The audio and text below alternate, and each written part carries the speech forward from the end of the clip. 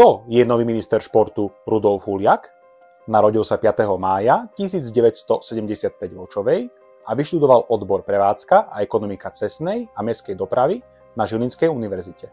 Od roku 2005 pôsobí v Slovenskej poľovníckej komore a od roku 2022 je starostom obce Očova. Do Národnej rady sa po neúspešnom pokuse v roku 2020 dostal v roku 2023 na kandidátke SNS, kde bol tretí najúspešnejší podľa preferenčných hlasov. Rudolf Huliak bol pôvodne nominovaný na ministra životného prostredia, čo však vyvolalo kontroverzie. Petíciu proti jeho vymenovaniu podpísalo až 43 000 ľudí. Vtedajšia prezidentka Zuzana Čaputová ho nakoniec do funkcie nevymenovala. Po jeho verejných sporoch s Andrejom Dankom a odídenia z koalície prebrala strana Smer ministerstvo športu práve od SNS. A aby mala vláda aspoň minimálnu väčšinu a uspokojila rebelov, presunula toto ministerstvo pod správu Rudolfa Huliaka, ktorý hneď po nástupe vymenil štátnych tajomníkov, nominovaných stranou SNS. Myslíte si, že bude dobrým ministrom? A je podľa vás dostatočne kvalifikovaný viesť toto ministerstvo?